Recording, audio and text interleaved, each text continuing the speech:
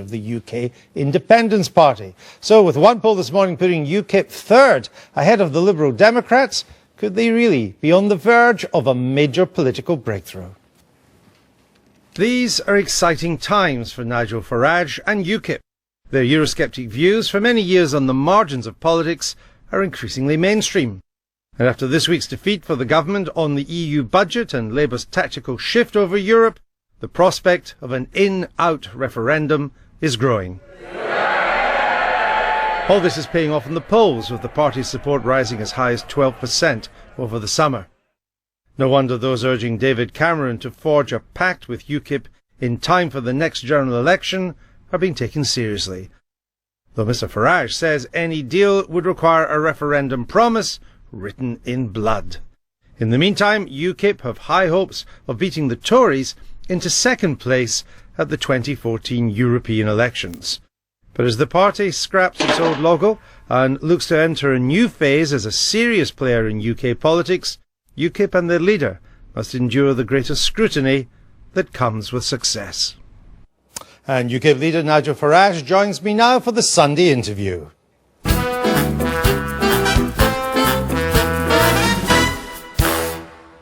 Nigel Farage, welcome. Now, your primary purpose is withdrawal from the European Union. So let's go and look at the economic impact. Let me show you this slide coming up here, because it shows that the EU accounts for 48% of our exports. Even the United States is a poor second at 16%. China way down at 3%.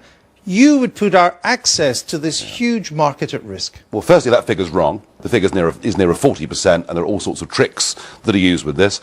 But the important thing to recognise is that that figure is falling every single year as the EU becomes a smaller marketplace in the world. Still huge. Now, it's still very important. Well, of course it is. I mean, you know, our next door neighbours are a very important marketplace. But remember a couple of things. Firstly, we trade with the EU at a massive deficit. I mean, the last year for which we have figures is 2010. They sold us nearly £50 billion worth of goods more than we sold them. And secondly, you don't need to be in a political union in order to go on buying and selling goods to European countries. I should just point out our figures are from the Office of National Statistics. And look at the India. You've often said, oh, we should be trading a lot more with emerging markets. Look at India, down there at 2%. Well, China 3%. Now, of course, there's a huge upside. I understand that. But it will take years to get these markets to anything like Europe. One of the reasons we're doing so little business with countries like India is because we are prohibited, forbidden, banned from making our own trade deals with any other country in the world, because we're part of a European customs union, and thus our whole thinking for 4 decades has been Eurocentric, and that is a huge mistake. We're living in a global economy. We need to be free and able, as the Swiss are, to do our own deals. Well, you might not think it would be bad for British business if we were to leave, but the people who run British business clearly think it. Look at this from a Ipsos Mori poll. Would leaving the EU damage British business? 73% yes. Well, maybe they are the people who invest and create the jobs. Well, I tell you what, they didn't ask small businessmen in Britain. They didn't ask medium-ranking business people in Britain. That would be 73%, I'm guessing, of multinational companies. Of the big companies, yes. Yeah, that's right. But that's we always do British this. industry. No, the BBC's always done this. It misrepresents the big businesses as being the British economy. The truth is, 60% of jobs are created in companies that employ less than 10 people. Most of those firms, you will find, have bases in Europe, and they love the European Union, because the regulation that comes with the single market puts out of business small and medium-sized competition. Can you name a single large exporting company which supports leaving the EU? I have spoken, as I've travelled, around manufacturing companies, city institutions over the last few months, and there is now I would say it's 50-50. Not in part, that's for them to say, not for me. But I would say it's probably now 50-50, even amongst the bigger size firms, where they're saying, look, whilst we want access to the European market, the cost of regulation is now something we frankly can't afford. Now, you said, quote, not one job in Britain depends on EU membership, other than people like yourself. Of course, yeah, and our commission. The taxpayers. Now, even if your opponents exaggerate the potential job losses, let me concede that maybe they do. It's just not true to say that not one job depends on the EU. No, I think the truth of it is we could create a lot of jobs outside of the European Union. Not only would we have bigger export markets, but we would be allowed The UK government would be allowed to relax employment regulation, especially for small companies, which would lead to hundreds of thousands of people being given a chance. So no disruption, no dislocation, no tough times getting from A to B if we leave? If we listen to what the European commissioners have said, from Kinnock through to the current Trade Commissioner, even to Giscard d'Estaing himself, they've all said the same thing for years. If the UK doesn't want to be part of the European Union, and all we want is a single trade deal, or as Giscard said, to be relegated to the status of Switzerland, they've always said that's on offer. Well, we'll come to that in a minute. Let me just look at the car industry here, what would happen to it. Car industry is now a net exporter again. Yep. It's a success story. We make good, reliable, productive cars. 50% of all the cars made in the UK are sold into the EU. They pay no import taxes. If we leave the EU, they'd pay a tax of 10% on every vehicle, 22% on lorries. That immediately means job in danger at Nissan's plant in Sunderland, the Mini in Oxford. Are you suggesting that Mercedes would not be able to sell their cars in this country if we left the European Union? Of course not. It's actually in the even greater interests of Germany that we have a tariff-free car market than it is for Nissan and companies like that. So these are spurious examples that are put up, and they forget the fact... You're saying there's no danger of a tariff at all? Well, I believe, of course, what the European Commission always tell me, which is if you don't want to be part of a political union, but you want a simple free trade agreement, that's on offer. Why would the EU do a sweetheart deal with a departing UK? Why would they give us the main reward of membership, which is the single market, with no obligation? Why would they do that? I'm sorry, that is a 50 years out-of-date view. That view talks about a post-war world. That view talks about a post-war world with high tariff barriers. In the last 40 years, despite of the EU, we've had GATT, we've had the World Trade Organization, we've lived through a period of tariffs being reduced. The primary reason why they would is because, as I've said already in this interview, they sell us £50 billion worth of goods a year more than we sell them. They need us more than we need them. But you're the first person to tell us that the EU often doesn't operate in its own economic interests. Well, if they wanted, count on it? Well, if they wanted, at the time of a mega crisis in the Eurozone, to cut off their noses to spite their faces, firstly, I don't believe their own electorates would stand for it, and secondly, they would be in contravention of World Trade Organization rules. I consider that to be highly unlikely. Let me move on to some of your other party policies, because you want to be seen as more than a single issue pressure group. So let's look at your tax and spend. You want to phase out national insurance over 5 years. You also want to phase out national insurance that employees pay as well. Well, this is tax simplification. Right. You know, when you combine national insurance and tax into one. Absolutely. All right. Yeah. So let's assume that washed its face. It might not, but let's assume that did.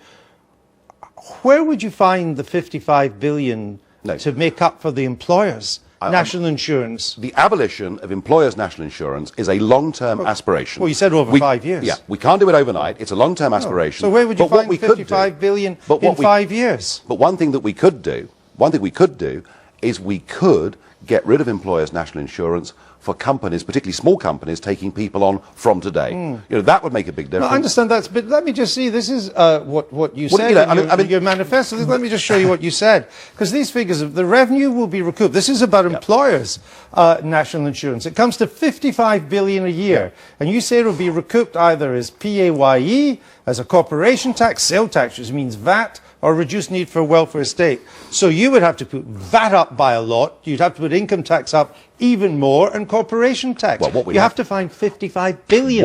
What we would have to do is to create wealth and growth in the British economy. And we're firmly of the view that if you reduce regulations, if you get rid of some of the insanities of environmental regulation and green taxes that we're putting on manufacturing industries, that we can create growth in this country. I mean, you know, all parties have a 5-year aspiration. This coalition says it's going to get rid of the deficit. Clearly it's going to fail. Our aspiration is to have a competitive Britain. Yes, but you're going to have to find 55 billion for employers' national insurance. You're going to take everybody out of tax up to 11,500. That's billions more. You're taking away the top rates of tax of 40, 45. Well, that's billions more. You want to spend more and more in defence. I mean, your policies, when you look at, they're just not credible. The policies are based on the idea that we can create growth and that we can enable Britain to be a global trading economy, not one that is too focused on Europe. Let's move on to transparency. The Dennis McShane scandal has brought MPs' expenses back into the news again. There's been lots of attacks on them. You've joined in the attack. So let's look at your record. You made the following promise in 2009. Let's just look at this. UKIP are happy to make a pledge of complete transparency. All elected MEPs will provide a clear and traceable quarterly statement of their expense accounts. This will be online on the UK website. Well, we went to the UK website, Transparency Report section. There's no information about your expenses since December 2011. That's nearly a year. Yeah. In fact, we're doing it every 6 months, not quarterly. That seemed a more practical way to do it. And you're quite right. You haven't done it this year at all. I haven't done it this year at all because I simply haven't had time to do it. So I accept that I'm a few months late. You made a promise. I accept I'm a few months late, but I will get it done as quickly as I possibly can. Well, the last time you said you'd lost your receipts. What's happened this time? No, there were some receipts lost, but so what? You said they were lost in transportation. Well, this time what you have published looks a bit fishy.